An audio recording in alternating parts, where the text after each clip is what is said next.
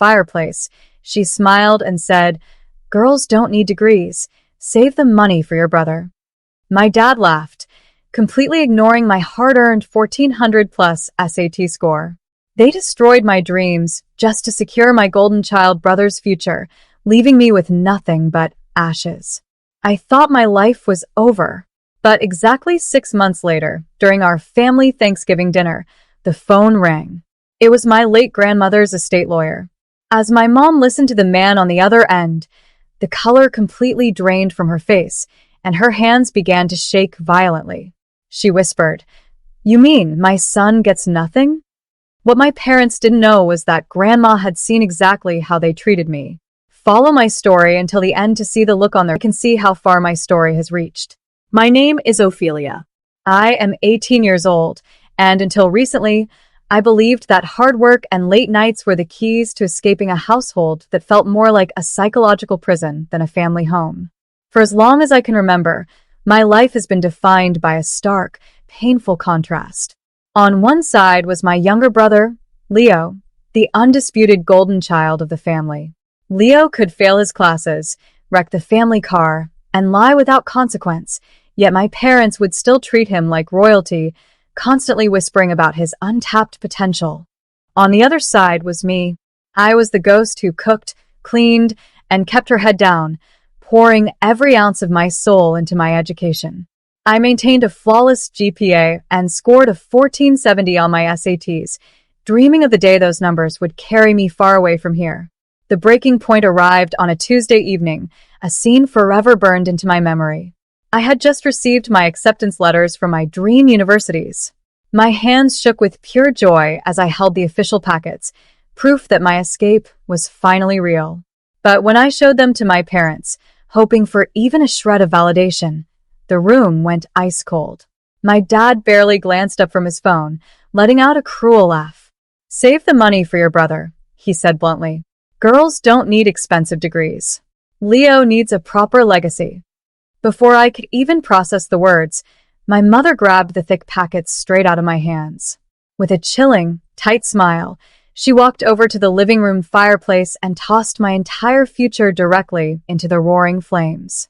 I watched my hard work turn to black ash, realizing my own parents had just destroyed me.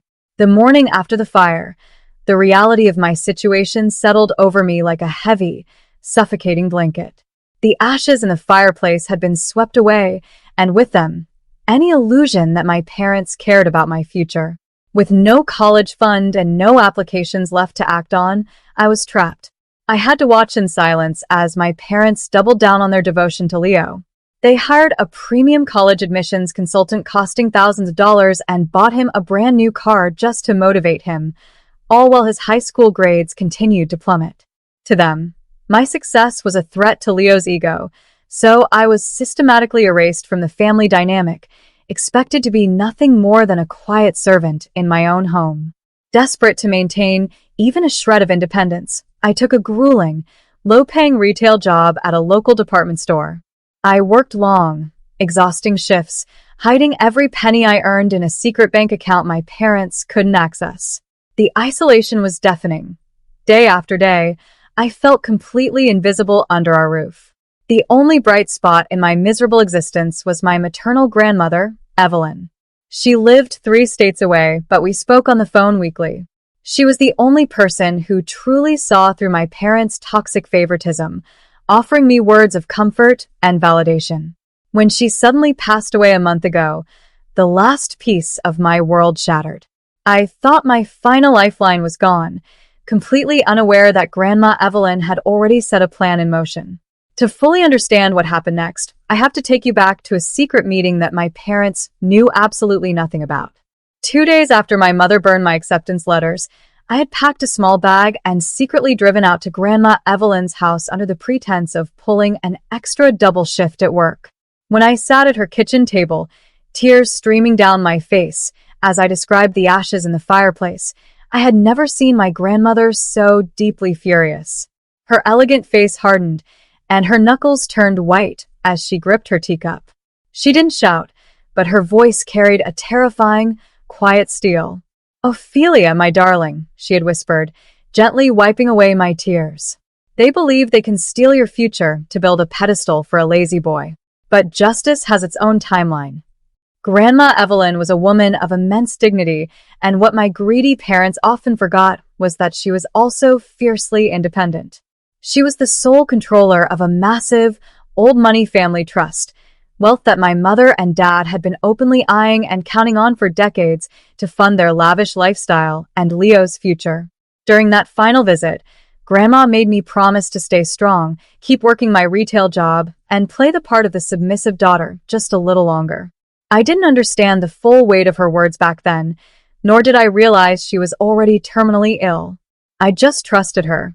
She told me to watch the shadows, because the light was coming.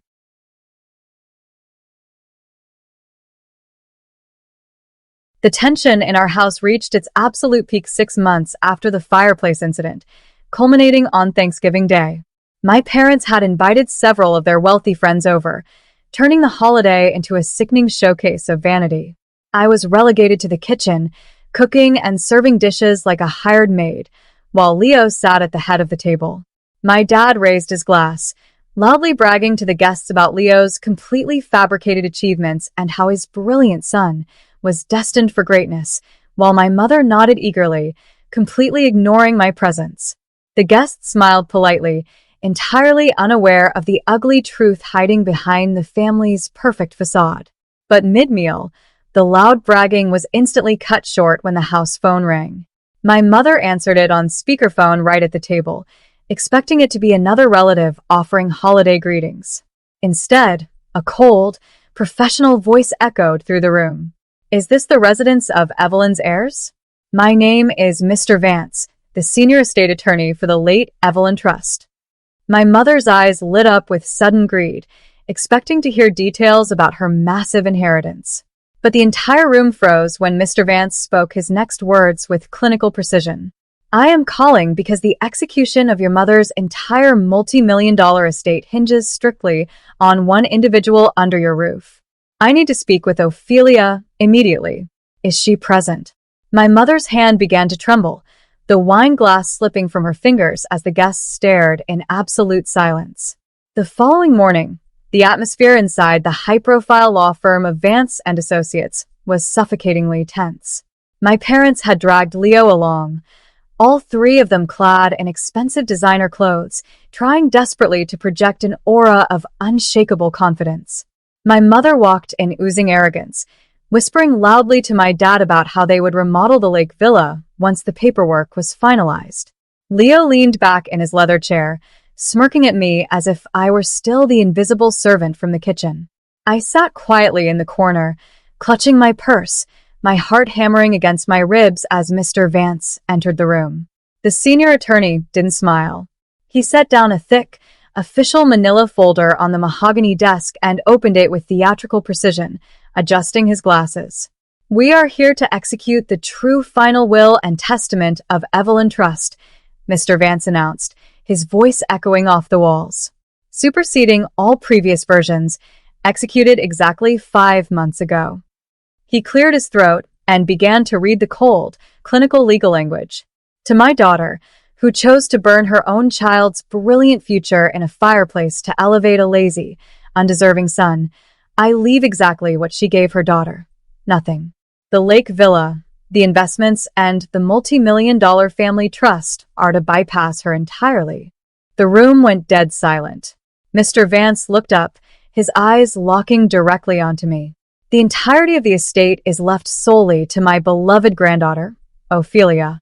The silence in the room exploded into a deafening roar of pure rage. My mother slammed her hands onto the mahogany desk, her face contorted in disbelief as she shrieked that the will was a fraud, demanding that Mr. Vance invalidate the document immediately. My dad jumped up beside her, his voice shaking with anger as he threatened to hire the most expensive lawyers in the state to contest the inheritance and sue me for every single penny. Leo just sat there, his smug smirk completely vanishing as the terrifying reality sunk in. His luxury lifestyle, his allowance, and his private college funding had dissolved into air in a matter of seconds. They turned on me like wolves, unleashing a torrent of bitter accusations. But before they could take a single step toward me, Mr. Vance dropped the ultimate legal bomb, his calm voice cutting through their panic like a knife. He pulled another document from the folder and leaned forward.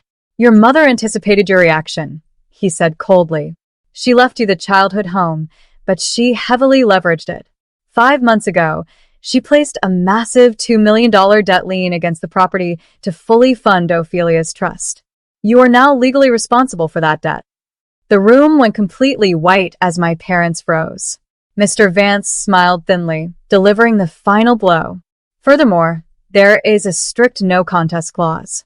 If you attempt to sue Ophelia or challenge this will in court, it triggers an immediate, automatic foreclosure on your house. You will be entirely homeless." 3 months later, I stood on the balcony of my beautiful dorm room, looking out over the quad of my dream university. Thanks to Grandma Evelyn's love and foresight, my tuition, housing, and future are completely secure, funded entirely by the trust she built for me.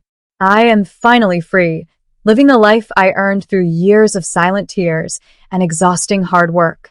My parents were completely crushed by the weight of their own greed.